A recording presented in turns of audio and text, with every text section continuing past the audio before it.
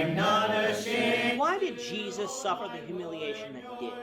This is the question that we seek to answer today as we continue our verse-by-verse study of the book of Matthew on walking through the Bible. Of his word, the glory of his cross. If you have a Bible with you, you can turn to Matthew chapter 27. We're going to be reading from verses 27 to 31. If you don't have a Bible, don't worry. Just follow along with us on the screen. The version that we'll be reading from is the New King James Version. So, Matthew chapter 27, beginning at verse 27. Then the soldiers of the governor took Jesus into the praetorium and gathered the whole garrison around him. And they stripped him and put a scarlet robe on him. When they had twisted a crown of thorns, they put it on his head and a reed in his right hand. And they bowed the knee before him and mocked him, saying, "Hail, King of the Jews!" Then they spat on him and took the reed and struck him on the head. And when they had mocked him, they took the robe off him and put his own clothes on him and led him away to be crucified. In this chapter, we've been discussing Jesus' trial before Pontius Pilate. The Jewish Sanhedrin had convicted Jesus of blasphemy for claiming to be the Son of God, but that charge changed to claiming to be the King of the Jews, a charge that they thought would stand up better before the Roman governor. Despite their charge, Pilate examined Jesus but found him innocent. He thought he had devised a way of releasing Jesus through his prisoner release custom at the Passover time. He gave the multitude two choices, Jesus or Barabbas, a convicted murderer.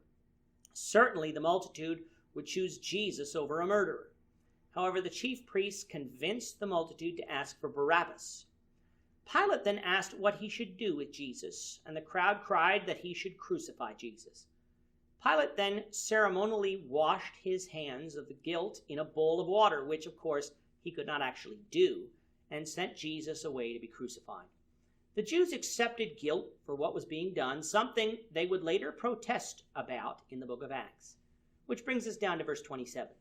Jesus, being condemned to death, was taken by the soldiers of Pilate into the praetorium, which is the governor's palace or dwelling.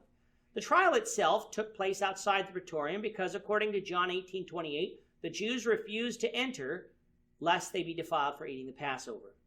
Another reason for why the trial took place outside the praetorium is because it is probable that courts were often held in the larger public place rather than the governor's living quarters.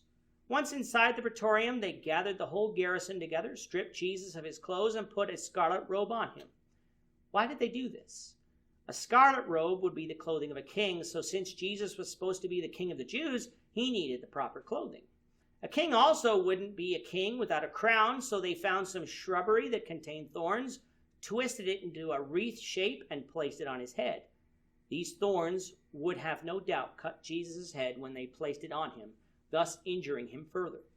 Finally, they found a reed, which is a slender herb often made to make walking sticks, and placed it in his right hand to use as a scepter. Dressed to look like a king, the soldiers bowed the knee and said, "Hail, King of the Jews!" Of course, these soldiers were mocking Jesus here.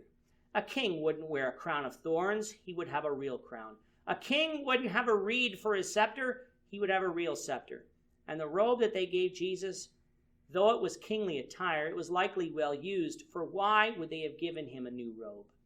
A king wouldn't be wearing used clothing, hand-me-downs. He would wear brand new clothing. These Roman soldiers in their mocking didn't see Jesus as a king to rival Caesar. They saw him as a fraud, a pretender who was about to be put to death.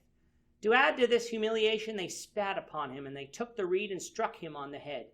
Remember, he was still wearing the crown of thorns, so being struck on the head with a blunt object would drive some of those thorns further into the skin, cutting Jesus' head. We often think of the physical agony that Jesus had to endure on the cross, but mental agony he suffered here was tremendous as well. He was the King of the Jews, the Christ and the Messiah of God. He deserved to be treated as such, not only by the Jews, but by the Romans as well. He deserved kingly attire, a glorious crown, and a mighty throne to sit on. But as Jesus said, his kingdom was not of this world. His kingdom was in heaven.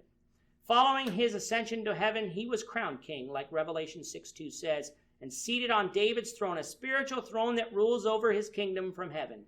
Yes, Jesus rules over this earth today, but he does not do so from a major capital like Jerusalem. He does so from heaven. So if Jesus was a king, why did he suffer this humiliation?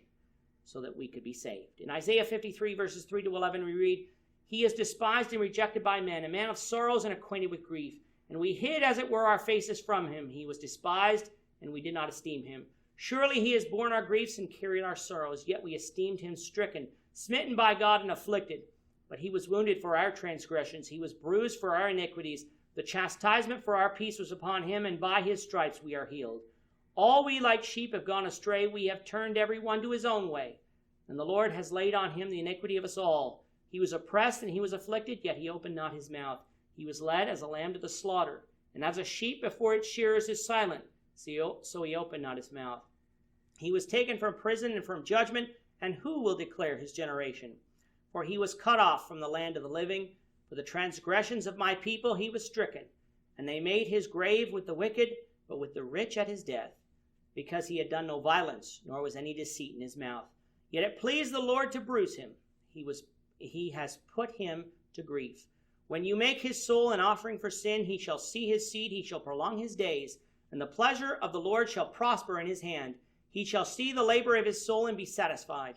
By his knowledge my righteous servant shall justify many, for he shall bear their iniquities.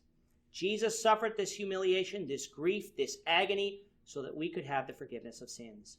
What a sacrifice made on our behalf by the King of Kings. After putting his clothes back on him, the soldiers took Jesus away to be crucified. With that, our time is up for today. The Lord willing, we hope you'll join us for tomorrow's discussion of Matthew 27, verses 32 to 44, as we continue our walk through the Bible, one verse at a time. I'm not ashamed. Thank you for watching today's episode. We hope that you found it edifying and ask that you not only subscribe to our channel and podcast, but that you like and share this episode among your friends, so that the saving gospel of Jesus Christ can go out to the whole world. Of his cross.